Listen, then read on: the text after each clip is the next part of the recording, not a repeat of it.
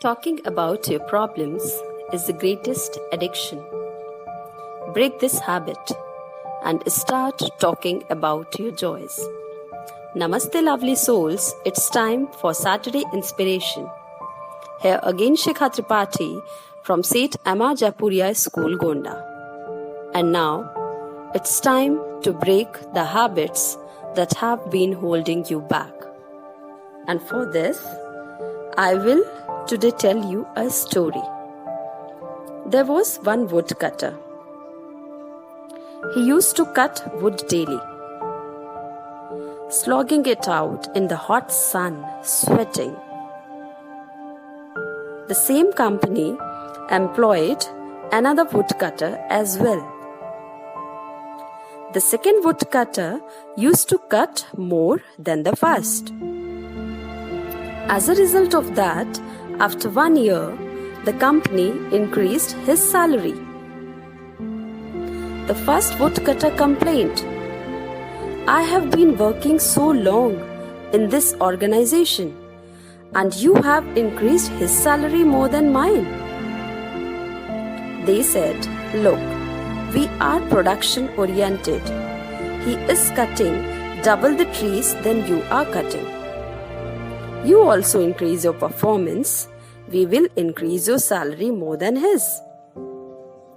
So he tried harder and harder, but he was not able to increase his production.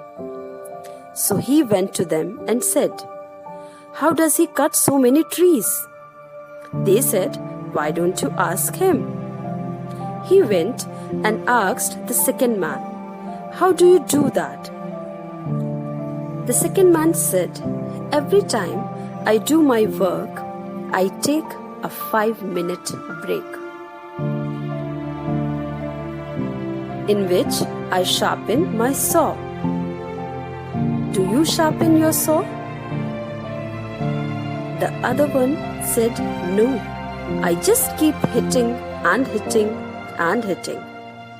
Then the second man said, "You need to sharpen your saw."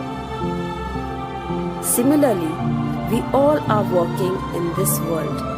We are running from morning till night, from crisis management to problem, to difficulty, to resolution of conflict at home and at the office, among the relatives, with the people in your country and via Skype. But all these conflicts, resolutions, etc. that keep doing requires our own elevation of consciousness.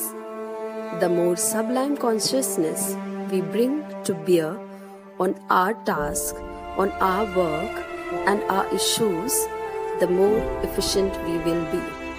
So do we take time to sharpen our saw? So do we take time to sharpen our mind through sadhana? But we always say that we don't have time. We are busy. So to maintain your physical and mental health, this is the right time. Our mind is subjected to wear and tear, and so it's time to enhance the quality of our mind and thoughts, so that bad thoughts doesn't come to us, and our mind, our soul is totally purified. So the first and foremost thing is to do is to make ourselves peaceful and joyful. If all this is delivered properly, it will work like a miracle. I would like to end with the thought, when you get what you want, that's God's direction. But when you don't get what you want, that's God's protection. So goodbye.